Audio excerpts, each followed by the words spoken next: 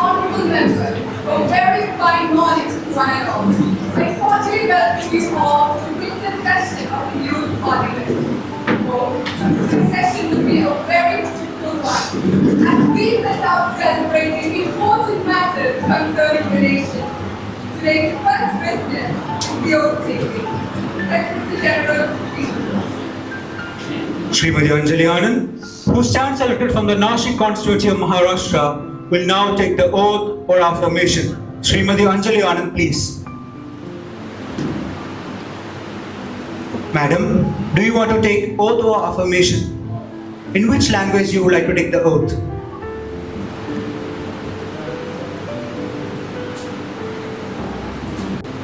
मी अंजली आनंद लोकसभेची जागा भरण्यासाठी उमेदवार म्हणून नामनिर्देशित झाले असल्याने ईश्वर साक्ष शपथ घेते की कायद्याद्वारे स्थापित झाले आहे अशा भारताच्या संविधानाबद्दल मी खरी श्रद्धा व निष्ठा बाळगीन आणि भारताची सार्वभौमता व एकात्मता उन्नत राखीन.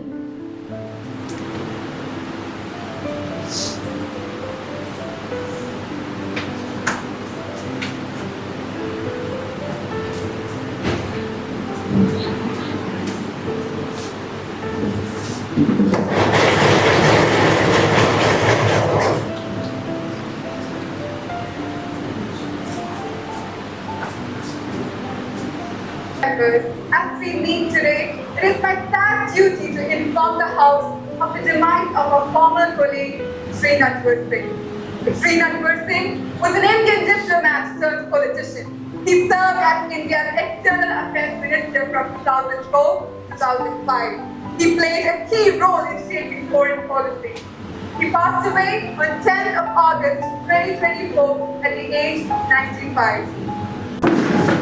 Mr. Speaker, Madam, सम्मानित सभागण, आज बड़े दुख के साथ हम नटवर सिंह जी की सम्मान करता है, जो हमारे देश के एक बड़े और सम्मानित नेता था। जब वो विदेश मंत्री थे, उन्होंने दुनिया की मुश्किल और पेचीदे मामलों को समझदारी से की। उन्होंने भारत की आवाज को विश्व मंच पर मजबूती से रखा। उनके योगदान आज भी हमें प्रेरणा देता है, खासकर उन युवा व्यक्ति को जो बुद्धि और ईमानदारी के साथ आगे बढ़ना चाहता है। नटवर सिंह जी का हर रास्ता हम सब के लिए एक अच्छा उदाहरण है। धन्यवाद। Honorable Speaker, I rise to pay tribute to Sri Natwar Singh, whose death has been deeply mourned by all of us. He was an active social worker and a person who performed his duties with utmost devotion and sincerity. वह तो एक दलित और गरीब परिवार से, वो गरीबों की मेहनती को बहुत समझाते थे। शायद इसलिए उन्होंने अपनी कीमती समय ज्यादातर गरीबों की तरक्की के लिए ही अर्पित किया है। मैं पूरी समिति की ओर से सिंह साहब के लिए श्रद्धांजलि अर्पित करना चाहता हूँ। Now the House will stand in silence as a mark of respect for the departed soul.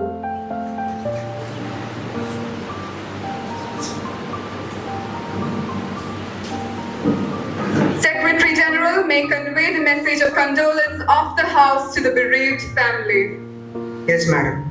Prime Minister may introduce the new ministers to the House. Mr. Speaker, Madam, मुझे खुशी हो रही है कि आज मैं अपने सहयोगियों नए मंत्रियों को आपके सामने और सदन के सामने पेश कर रहा हूँ। श्री निधि इकबाल, पर्यावरण मंत्री, और Shrimati Andhra Mohandas, Tribal Affairs. We now move on to the questionnaire. Question number 101, Sri Joel Mathai. I stand to address a very critical issue that has struck at the heart of our nation's potential for its growth and prosperity. The phenomena that is known as brain drain has deprived India of its essential talents that are very needed for our social and economic development. The statistics have highlighted that this challenge, the surge of Indian students living abroad, has reached an alarming level, where in the year 2023 alone, 1.32 million of our students have already left the country. This significant migration reflects a portion of our intellectual capital choosing to explore prospects beyond our borders. We must have strived to offer within our own nation. Indian talent is being siphoned off at an alarming rate due to the allurance of higher salary, better job prospects to foreign countries like UK, US and Canada. माननीय महोदया, 80% हमारे 80% IIT के graduates, 70% IIM के पूर्व छात्र अपनी उच्च शिक्षा और काम के अन्वेषण में अपना भारत छोड़ चुके हैं. Additionally, now India has been ranked 5th globally for the number of students studying abroad, something we should not be so proud of. This is not just merely a loss of talent. This is a golden opportunity that is slipping away from our country that is going to strip India of its future potential. I would like to question the ruling government. What decisive measurements have you taken? Honorable Minister of Human Resource. Honorable Speaker, our government intends to fight brain drain using strategic initiatives like Make in India, which is boosting the job creation and transforming our nation into a manufacturing hub. Similarly, Startup India is supporting many young entrepreneurs, fostering homegrown innovation and ensuring that talents are thriving domestically. Digital India is enhancing the digital landscape by boosting the competitiveness and creating opportunities in the IT sector. The national policy of skill development develops a globally relevant workforce which is equipped with the essential skills. Additionally, the other innovation movement and PREBAS connects the Indian researchers with the foreign peers to enhance our research capabilities. This initiation from our government reflects a vision of a self-reliant India where the youth is empowered to innovate and succeed. Thank you, ma'am. Sir, do you have any supplementaries? No, ma'am. Next question, question number 102, Srimati Arya. Honorable Speaker, good morning. Today, I stand here for our farmers, who are the backbone of our agriculture sector and who has been facing numerous challenges recently. Mahatma Gandhi once said, to forget how to dig the earth and tend the soil is like to forget ourselves yet. Our farmers still struggle with limited access to financial credit. Only 52% of farmers receive loan legally and 30%, Honorable Speaker, let me emphasize, 30% of farmers still approach informal lenders. How, Honorable Minister, can you justify this? And are your government's efforts sufficient enough? Because I don't think so. Furthermore, under Pradhan Mantri Fasal Bima Yojana, only 30% of the crops are insured, leaving more than numerous farmers vulnerable. And again, Honorable Minister, how will your government ensure that our farmers' financial stability is protected? Because I have facts and you cannot deny it. Honorable Minister of Agriculture. Career trajectories to foreign countries like UK, US and Canada. Thank you for for highlighting such important topics regarding farmers' issues. To address these issues, we have implemented several initiatives. Enhancing access to farmer credit.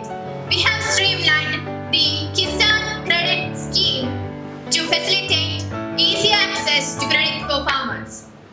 Additionally, we are promoting a self-help group under the National Rural Livelihood Program to enhance financial literacy and enable farmers to have access easier to bank loans.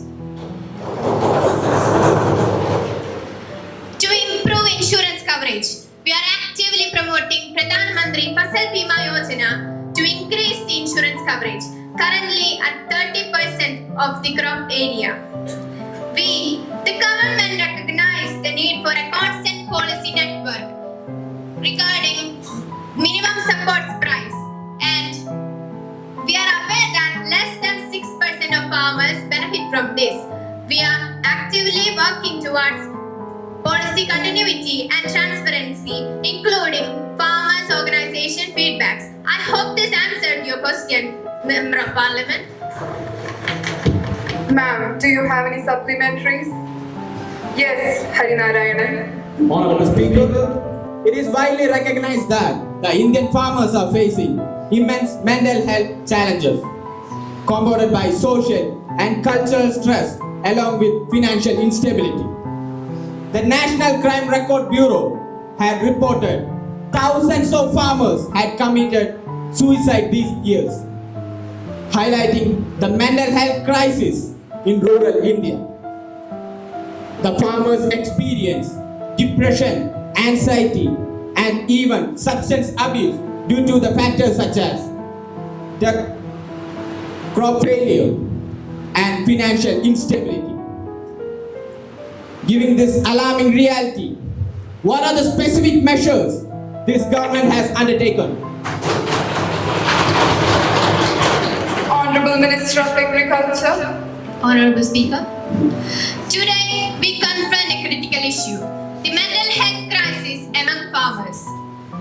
To address this, various measures have been taken into account. Debt relief activities like loan waiving reduce financial stress. The Pradhan Mantri Fasal Bima Yojana and Kisan Credit Scheme provide crop insurance and affordable credit to farmers. Mental health support is strengthened through National Mental Health Program and state helplines. Infrastructure efforts like the Pradhan Mantri Krishi Sinchay Yojana enhance irrigation and soil health management enhance yield. These efforts reflect our commitment to supporting farmers and understanding their complex issues. Nearly 56 million, I emphasize 56 million farmers have been brought up in the past 3 years. In upcoming years, this statistics is only going to increase. This is not a promise, but a fact. Any more supplementaries? Next question, question number 103, Srimati Arsha. Honorable Speaker, I rise today to address the critical issues of women empowerment and women's safety in our nation. Despite the government's claims of progress, the reality on the ground tells a different story. The One Stop Center scheme, launched in 2015, aimed to provide integrated assistance and support to women affected by violence. However, the implementation of this scheme is marred by inefficiencies and lack of accessibility. Most of the centers are either non-operational or unknown to the women they aim to serve. Moreover, existing laws such as Protection of Women from Domestic Violence Act 2005 and Sexual Harassment of Women at Workplace Prevention, Prohibition and Redressal Act of 2013 are not being effectively enforced and still remains inadequate. Honorable Speaker, I urge the ruling party to answer this. What concrete steps have you been taking in order to strengthen the implementation of the existing laws and ensure accessibility of all support services to all people who deserve it. We demand the answers. The nation demands an answer. Honorable Minister of Women Welfare. Honorable Speaker, members and fellow citizens, I stand before you to reaffirm our government's unwavering commitment to women's safety and empowerment. We are dedicated to strengthening the existing laws and ensure that they are accessible and effective for every woman across the nation. Answering your question, yes, our government will bolster awareness for women's rights and services, including Women Helpline number 181. Srimati Arsha, yes, the one-stop centers. They will be ensured with well-funded, fully staffed and integral local services. Adding to this,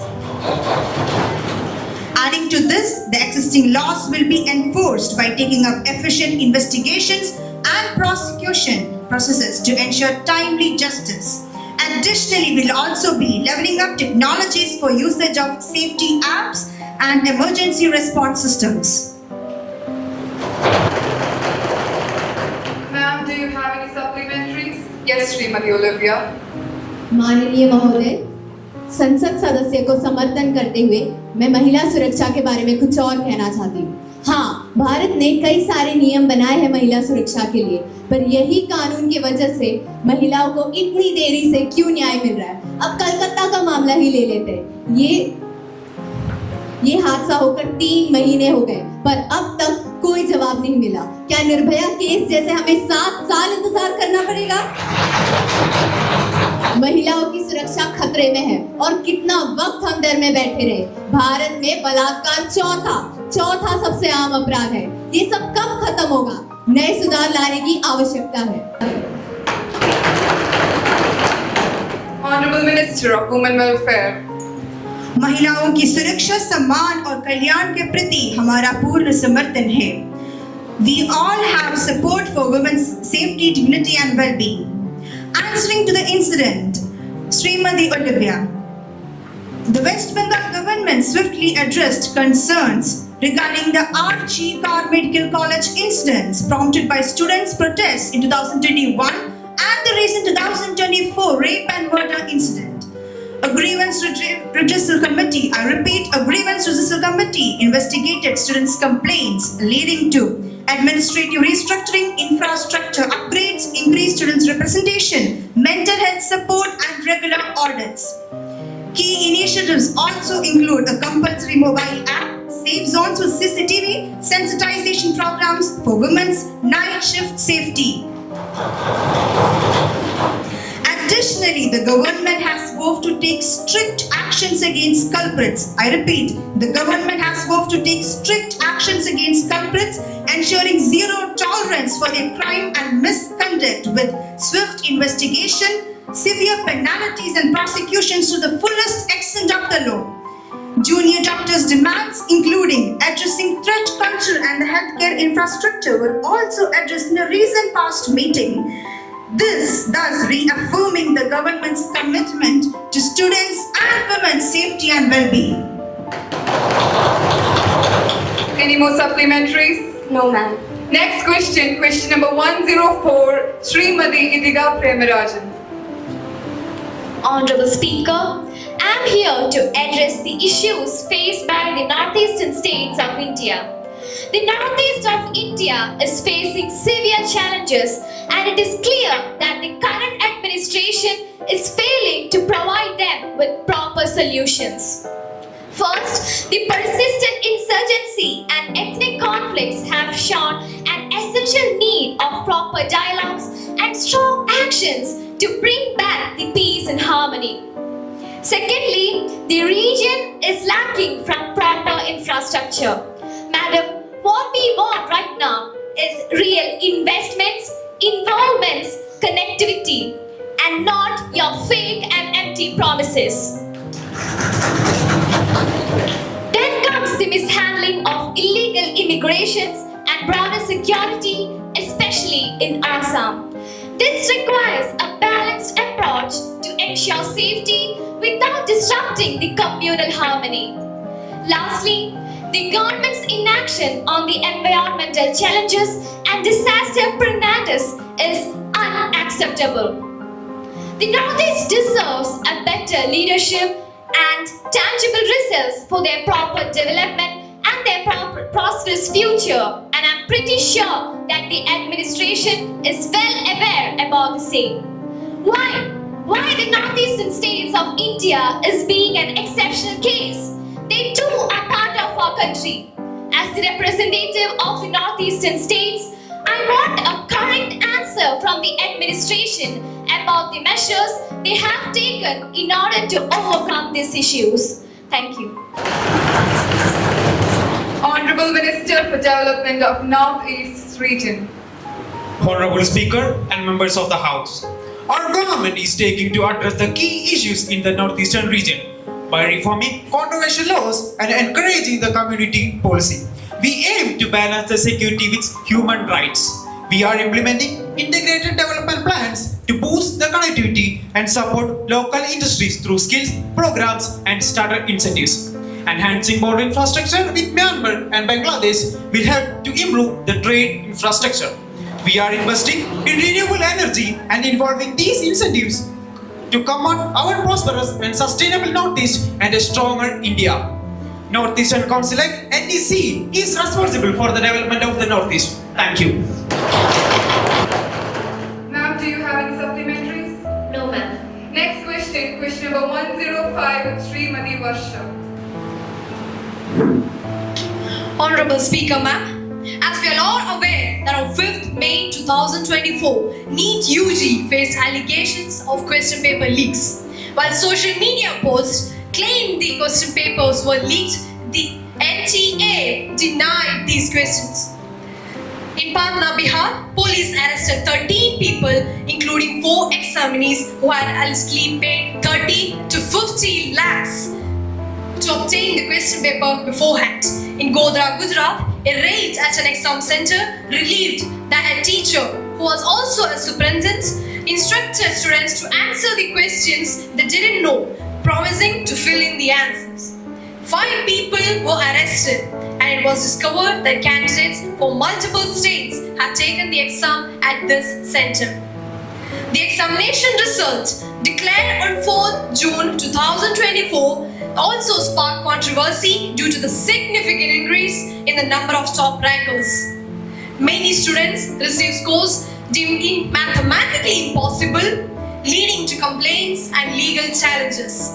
This led to student protests demanding the cancellation of the exam and re-examination. Because of this issue, there have been opposing sides on each saying to take the re-examination and some denying. How did the government decide on taking on this issue? Why is the only people caught cheating the question paper given the re-examination? What about the others requesting for the re-examination? Honorable Minister of Education. Honorable Speaker, in direct response to this issue, we have already taken significant actions. Under the study conducted by NTA, it was proven that there was no such big paper leak that would compromise the integrity of the entire examination. Yet to ensure the fairness, NTA conducted retests for 1,563 students who have suffered from discrepancies and other procedural irregularity, including the incorrect distribution of papers in Rajasthan. We ensure that these students have a chance to retake their examination under proper conduct with full transparency. This ensures our commitment to making sure that no student is unfairly disadvantaged of any isolated incidents. Additionally, the results of those students who have been accused in the involvement of paper leak have been withheld pending the outcome of Central Bureau of Investigation. Legal actions will be taken against those found guilty of such misconduct. No leniency will be shown. I hope I have answered your question, ma'am.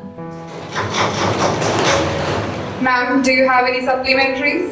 Yes, Sri Abhishek Babu.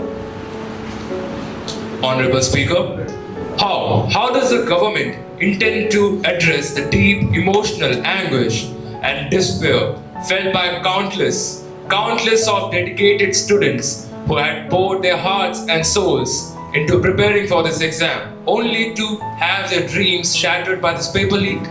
Students ने सालों तक मेहनत की, अपनी social life, अपनी family moments, नींद, हर एक चीज की सैक्रिफाइस की, सिर्फ इसी एक सपने के लिए, ताकि वो बड़े होकर सफेद कोट पहनकर डॉक्टर बन सके। Honourable speaker, do they not deserve a chance?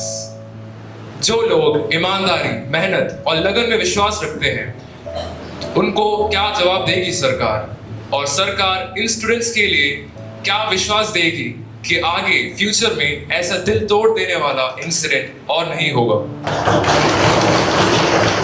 Honorable Minister of Education. माननीय महोदय, हम पल-पल जानते हैं कि बच्चों के मन टूटे हुए हैं। We acknowledge the sacrifices they have made and their diligent strive to achieve their dreams of becoming a doctor. I assure you that the government is fully committed to addressing their concern and restoring the faith in the examination process. To make sure no such incidents happen in the future, we have enacted Public Examination Prevention of Unfair Means Act 2024. This will act as a strong deterrent to anyone who is attempting to undermine the sanctity of such public examinations. Furthermore, to ensure the long-term integrity of the examination system, we have established a high-level committee which will be led by former ISRO chairperson Sir Kopilil Radhakrishnan, along with experts like former AIMS director Randeep Gularia. They will review the structure and the functioning of NTA and will recommend the reforms that will fortify the examination process. And let me emphasize, the government has also postponed examinations, public examinations like NEET PG 2024 to make sure that all the logistical and procedural safeguards are in place before future conduct of examination. As the Education Minister, I assure you that the hard work of our students will not be compromised. We will be implementing every necessary reforms that will ensure that every single student has the right to take their examination under full transparency, fairness, and under proper security.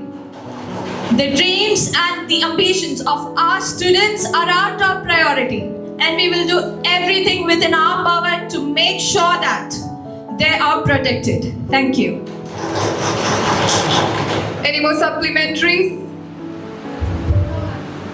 Next question, question number 106, Srimati Ala Shaji. Honorable Speaker, through you, I wish to ask the Health Minister, despite initiatives like Ayushman Bharat, India's healthcare spending still remains at 1.28% of total GDP, well below the global average of 6%, leading to severe underfunding. And it's this underfunding that has been tragically highlighted by the recent deaths of over 90 infants in Rajasthan due to the disgraceful lack of resources. More than 70% of our population resides in rural area, but only 30%, I repeat, only 30% of healthcare infrastructure serves them. This is no longer just a gap, but rather the outright failure of our healthcare system. Mental disorders affect 1 in every 7 Indians, yet what do we offer them except woefully inadequate services? More than out-of-pocket healthcare costs are amongst the highest globally, pushing millions of Indians onto the brink of poverty line. While initiatives like Ayushman Bharat is definitely commendable on behalf of the government, inefficiencies in its implementation leave many without access to the care they are rightfully entitled to. So the question of the hour is, what is the government doing to comprehensively improve the healthcare system and prevent further tragedies like the one in Rajasthan? Honorable Minister of Health and Family Welfare. Honorable Speaker, I thank the member for raising these critical points. The government is fully aware of the challenges India faces and we are here to address them. Firstly, we'll be increasing the healthcare spending by 2.5% of the GDP by 2025. And through Ayushman Bharat Health Mission, we'll be investing rupees 64,180 crores to improve the infrastructures, especially in rural areas, by building critical care hospitals and improving the infrastructures. And regarding the tragic incident of Rajasthan, it's a huge gap that still exists. But we are working very closely with the state government to ensure this is not repeated again and they are held accountable for this. To lower the out-of-pocket expenses, we will be strengthening the Ayushman Bharat implementation in spending more hospitals and making sure institutions are held accountable for denying their treatments. To addition to this, we have Jan Aushadhi schemes to make sure medicines are more affordable for the local citizens of our country. Ma'am, do you have any supplementaries? None, ma'am. Next question, question number 107, Srimati Gilna Maria. Honorable Speaker, most of the apps and websites of our country asking for our personal data. These data are sold and leaked for a large amount of unauthorized companies and users. These data are sold for a large amount of crores and rupees. What all other steps has your government taken to protect the data users and to avoid the leakage of the data? And to this, our country is facing an unemployment issue as a snowball effect of the using of artificial intelligence. And we want to answer that the country is changing, the technology is updating, access is futile. So, give me the response clearly, Minister of IT, Ms. Anjali Anand. Honorable Minister of IT. आदरणीय अध्यक्ष महोदय, सरकार इस मुद्दे को भली भांति जानती है और इसलिए हमने DPDP एक्ट यानी digital personal data protection act 2023 में ही लागू कर दिया था। इसके बच्चों के डेटा, नाबालिगों के लिए हानिकारक डेटा प्रोसेसिंग और अनावश्यक विज्ञापनों पर रोक लगाया गया है। अनाधिकृत या संवेदनशील डेटा ट्रांसफर करने पर उस कंपनी या व्यक्ति विशेष को 250 करोड़ तक का जुर्माना या प्रतिबंधित करने का भी प्रावधान रखा गया है। Honorable Speaker, the Ministry of Electronics and Information Technology along with NASSCOM has brought forward Future Skills Prime. The pathways and courses are aligned with national occupational standards to provide in-demand skills that are of high value to the employer. More than 18.56 lakh people have already enrolled and 3.36 lakh people have completed the course. Other acts like Digital India Act are under implementation to bring forth rural development. Am I crystal clear, ma'am? Ma'am, do you have any supplementaries? No, ma'am. Next question, question number 108, Srimati Meghna Bhati.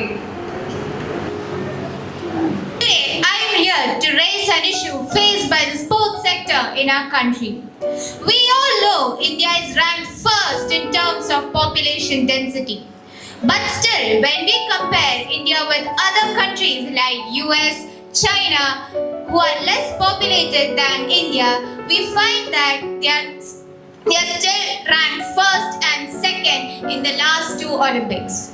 But whereas India's rank has dropped from 48 in Olympics held in 2020 to 71st in the Olympics held this year.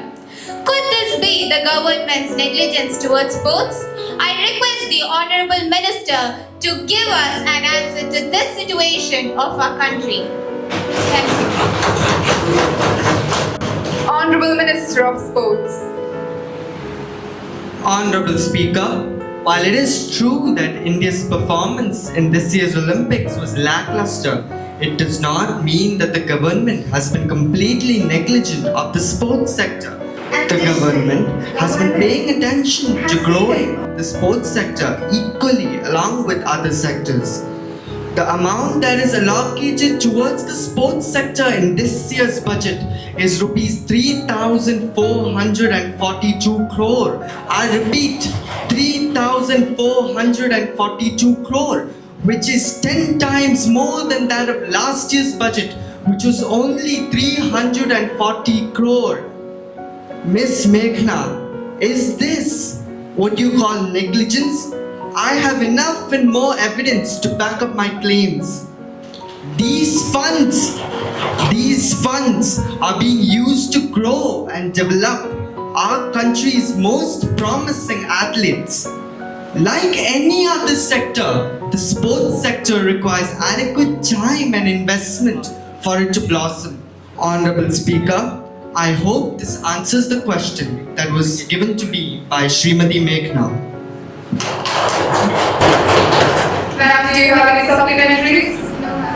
Next question, question number 109, Srimati Anusha Santosh. Honorable Speaker, while the Indian government has recognized the importance of Indian Knowledge System (IKS) in the National Education Policy (NEP) 2020, there seems to be very limited integration of this valuable knowledge into the mainstream education and the national development strategies. What steps have been taken by the government to introduce traditional Indian knowledge into the technical and non-technical educational programs, considering the vast and diverse body of knowledge in fields such as Ayurveda, philosophy, astronomy, and traditional arts?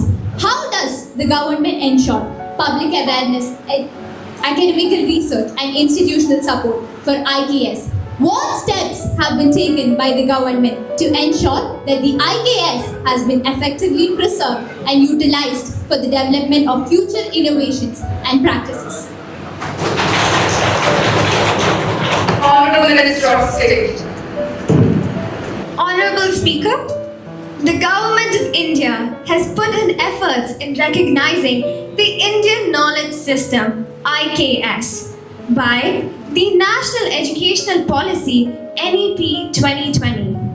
This has been possible due to the reintegration of Indian traditional knowledge into mainstream education. Universities and educational institutions are encouraged to offer courses, research programs, and degrees based on Indian traditional knowledge, especially in the fields of Ayurveda, ancient science, philosophy, astronomy, and traditional arts.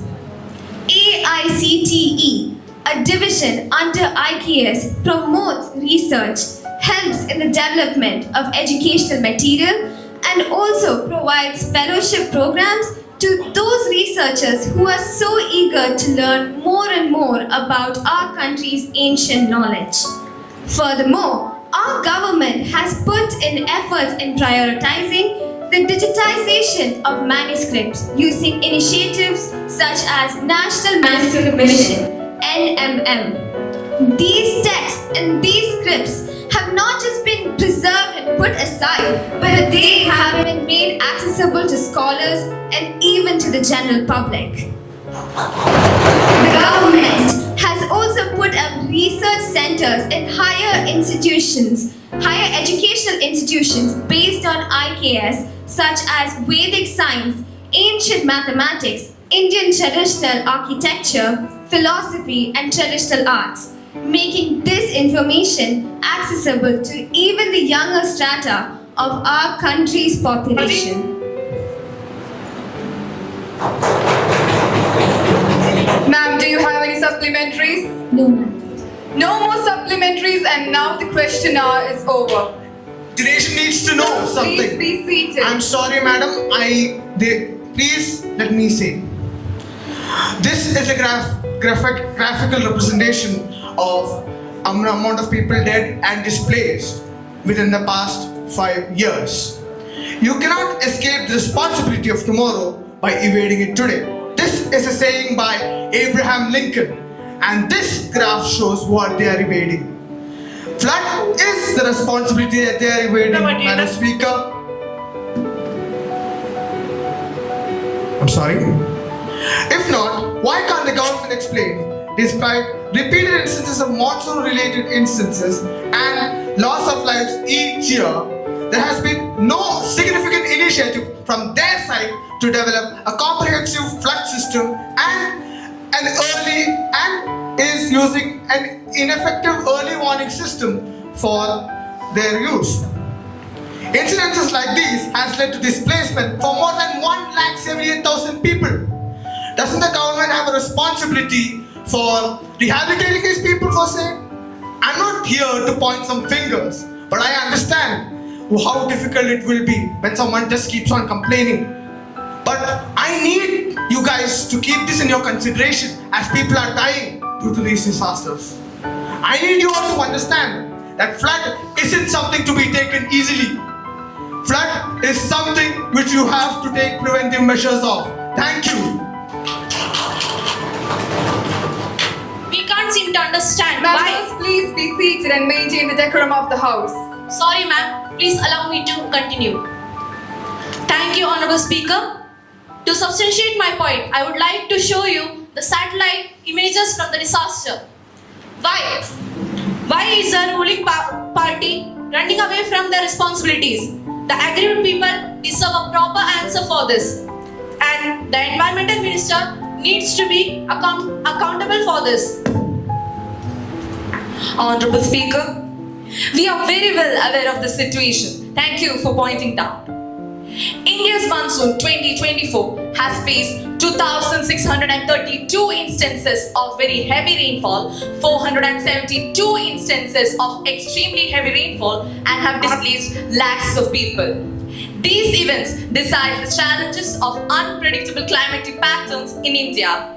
The government efforts include the NDMA initiatives, which is the National Disaster Management Authority, NDMP, which is the National Disaster Management Plan, state and district authorities, technology-driven solutions, and better infrastructure development. My learned minister would very well know about it. While these measures take time to implement rapid changes, this shows the government's commitment towards national disaster resilience amidst evolving challenges. Thank you. Sorry to interrupt you, Madam Speaker. The Environmental Minister is just speaking about some statistical values and also some schemes and programs which everyone in this nation and the House of the Parliament knows. Can your governments please specifically show the measures which came under these programs? Can you please show us that? And also, places like Wayanad, which comes under big threats of natural calamities, which really need an early alarming system. Does there even an alarming system in these places? If so, why does these places still report such big casualties? The Honorable Prime Minister of India is answerable for this. I understand your pain. I understand your worries. No sabko mein aapke ghar aur aapki chinta. Honorable Speaker and dear members, our government has already implemented effective alert systems through the NDMA for disasters such as landslides and floods, which enables up to 72 hours in prior of advance alerts. However, like you said, in places like Wayanad still face challenges as demonstrated. Sadly, over a tragic loss of 200 lives were lost that day in 2022 floods in Kerala. Upon further inspection, our report says this actually highlights the need for stronger local coordination and response mechanisms. To address this, in short, we will enhance community engagement and train locals to ensure that alerts lead to swift and effective action. This is proof and report of what has happened that we have done, what the NDMA has done for this nation. In 2007, by issuing guidelines for chemical disasters, Indian management of terrorism, and 2010, by strengthening the safety and security for transportation of fuel tankers. It is easy to point fingers with high emotion, but it is not easy to find true strength in reflection. I hope you understand what I'm trying to say. Thank you. Honorable Speaker, a serious breach of privilege has been committed by the newspaper of Delhi. The editor of the news, Ms. Amar Jala, I repeat Amar Jala, used derogatory and defamatory language against the members of the parliament, attributing mortgage to the strike taken by the parliament. Parliamentary privilege refers to the rights enjoyed by the parliament as an institution with their MPs and individual capacity, without which we cannot decide the functions entrusted upon us by the Constitution. The House holds the editor guilty of breach in privilege. However, instead of recommending punishment, the House states its sole dignity by not giving importance to such irresponsible articles. They are published with cheap publicity and deserves no further discussion. Secretary General is to lay the papers. Honorable Minister of Commerce and Industry to lay the papers on the table. Honorable Speaker, I beg to lay on the table copies of the following notifications under subsection 1, section 28 under Industries and Mines. Ma'am, prior information was not given earlier, so we'll discuss this issue later on. Secretary General, report the message of the upper chamber of the Youth Parliament. I'm hereby directed to report the following message from the Secretary of the Upper Chamber of the Youth Parliament. In accordance with the rules of procedure and conduct of business in the Upper Chamber, I'm hereby directed to enclose a copy of the Appropriation Bill 2024, which has been passed by the Upper Chamber at a sitting held on 8 February 2024. Honorable Ministers, I'm happy to inform you that South Korean Parliament delegation led by Wong Sing, the Speaker of the Korean Parliament, accompanied by Yang Tak-Ewing, the Deputy Korean Parliament. It's a privilege to accept a warm welcome to delegation arrival in Delhi on 21st October 2024. And now they are seated in a special box. The House wishes them a happy and a fruitful stay in our country. Now, let us take up the calling attention motion. I request Mr. Ashik, Mr. Swadik, Ms. Sayana, and Mr. Madhav to call the attention Minister of Poverty. Mr. Ashik, please. Honorable Speaker, despite the introduction of multiple poverty alleviation schemes, the fact remains that over 20% of our population still remain at poverty. As per the latest survey, India is among the top 5 countries with largest number of people living in poverty. Many of our citizens are still struggling for food, shelter, and employment. I would like to know what all are the measures taken by the government to solve these problems. Honorable Speaker, members of the House, thank you for addressing this important issue. The government is fully aware that the poverty remains a challenge. However, we have made substantial progress in eradicating poverty. For instance, the Mahatma Gandhi National Rural Employment Guarantee Act, which has provided employment for over 12 million people, which has also provided much needed relief to the rural families. In addition to schemes like Pradhan Mantri Awas Yojana have offered affordable housing to millions of people, helping uplift the standard of living. Honorable Speaker, while I appreciate the government's initiative, we cannot overlook the ongoing challenges. There are reports highlighting significant delay in payments under MGNREGA, with many workers still struggling to get work. Additionally, the inflation has worsened the situation, making it difficult for the poor to afford even basic goods. How does the government intend to address the issues of implementation and the cost of living? Honorable Speaker, I would like to add one more question to that. Can the government guarantee that the inflation control measures will reach the most vulnerable sections of the society effectively? Honorable Speaker, we recognize the concerns. Delays in the MGNREGA payments are being addressed through digitalization and streamlining of the payment. We are also actively working on ensuring that more opportunities are created and available under the MGNREGA. As for inflation, the government has introduced various measures to stabilize prices and protect the poor from its impact. Our focus remains on improving the efficiency of these schemes and ensuring that they reach the most needed. Thank you. We now move on to the introduction of the bill. Honorable Speaker, I rise today to introduce the Dam Safety Bill, a crucial legislation aimed at ensuring the safety and well-being of our citizens and our environment. Dams are critical infrastructure for water management, hydroelectric power, and irrigation. However, their failure can have catastrophic consequences. This bill addresses the concern regarding dam safety, focusing on prevention, preparedness, and effective response. Thank you. Now the question is the safe infrastructure of the dam, which will be taken into consideration. Those who are in favor will say aye. Aye. And those against it will say no. I think the ayes have it, the ayes have it, the ayes have it. The motion is adopted. Now it's time for the next bill to be presented. Honorable Speaker, as I have the honor to present the bill entitled The Unemployment Allowance for Graduates Living Below Poverty Line. The problem of unemployment amongst graduates in our country is alarming. In this regard, various studies have shown around 47% of graduates in our country are unemployed, either due to lack of adequate skills or because of lack of unavailability of job.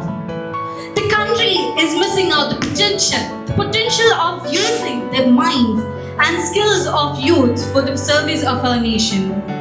So, the clause 3 of the bill provides that every unemployed graduate living below poverty line shall be entitled to receive monthly unemployment allowance at central government. Clause 7 of the bill empowers that central government to make rules for carrying out the purpose of the bill, as the rules will relate to matters of details only as the delegation of legislative power. Such measures will help in realizing in the idea of skill development amongst youth in the real sense. So, for that, I request both the parties will unanimously pass the bill. Thank you. Honorable Secretary, I support Minister the unemployment allowance of graduates living below the poverty line at 2021. As the Minister said, it will provide critical financial support to educate individuals struggling to find employment, helping them to meet basic needs while they search for jobs, thereby reducing poverty and promoting social stability across the nation. The bill includes provisions for mandatory skill development programs and career counseling services, thereby preventing dependency and promoting long-term economic self-sufficiency. Honorable Speaker, while the intent of this bill is to provide financial relief, how can we ensure that the unemployment allowances do not inadvertently create a sense of dependency among the graduates living below the poverty line? Furthermore, what safeguards are in place to guarantee that these allowances does not discourage these individuals from actively seeking employment, especially when they could become comfortable relying on government support? Honorable Speaker, can the Minister outline any strategies or programs that can be put alongside with the unemployment allowances and to encourage skill development? And will they be also able to ensure that these graduates will be still active on the job markets while receiving your government support? Honorable Prime Minister. Honorable Speaker and respected members, it is our sole duty to support the youngsters because we cannot let the economic hardships affect their potential limits as they are the backbone of its nation. Many graduates, as I am aware, many graduates from below the poverty line families face difficulties in finding employment. And to help stop this, we introduced unemployment allowances in many states. From this report, in Rajasthan, Rs 3,000 is paid every month for male unemployed individuals and Rs 3,500 per month for women and differently able individuals. Whereas in instances in Bihar, Mukhyamantri Nishchay Swayam Sahardaya offers similar financial aid. These initiatives offer more than just monetary aid. They promote hope, integrity, and an opportunity to thrive. I hope that seems satisfactory to you, sir. Thank you. Now the question is that clause 3 and 7 stands part of the bill. There is amendment in clause 3, Harinarayan. Sir, are you moving it? Yes, ma'am. I am not satisfied with the reply given by our Honorable Minister. I am pressing my amendment. Now the question is that there is amendment in clause 3, which stands part of the bill. Those who are in favor say aye. And those against it will say no. No. I think that the noes have it, the noes have it, the noes have it. The motion is adopted. Minister of Labour and Employment, please. I move that the bill be passed. Now the question is that the bill be passed. Those who are in favor say aye. And those against it will say no. I think that the ayes have it, the ayes have it, the ayes have it. The motion is adopted, the bill is passed. Now let us take a private member resolution. Shri Pawan is to move the resolution. Honorable Speaker, about 2.13% of people living in India are found to have one type of disability or other. In rural India, the prevalence of disability is much higher comparing with the urban area. Respected Speaker, I would like to draw your attention to the differently abled people living in our country. I would ask the government what you have done in favor for the disabled people living in our country.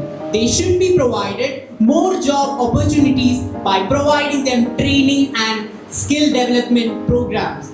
And the most important issue which I have to raise is that government offices, including schools and colleges, are not built disabled friendly.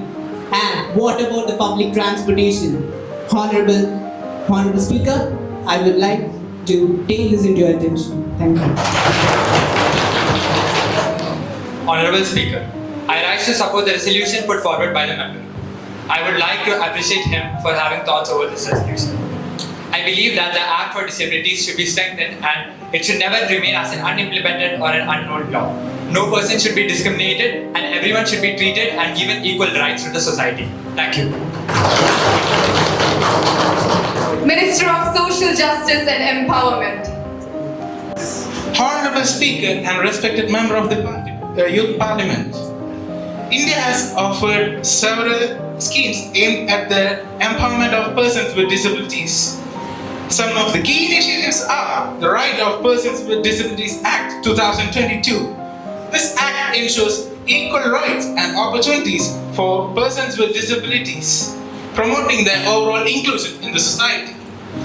Then furthermore, there is the Deen Dayal Disabled Rehabilitation Scheme, the DDRS. This scheme promotes on providing rehabilitation facilities and vocational training for persons with disabilities. And dear ma'am, I'm glad to introduce you to the Skill India Mission, which trains persons with disabilities with various skills and enhance their employability. How can you say that there is no proper disabled-friendly public infrastructure and transportation?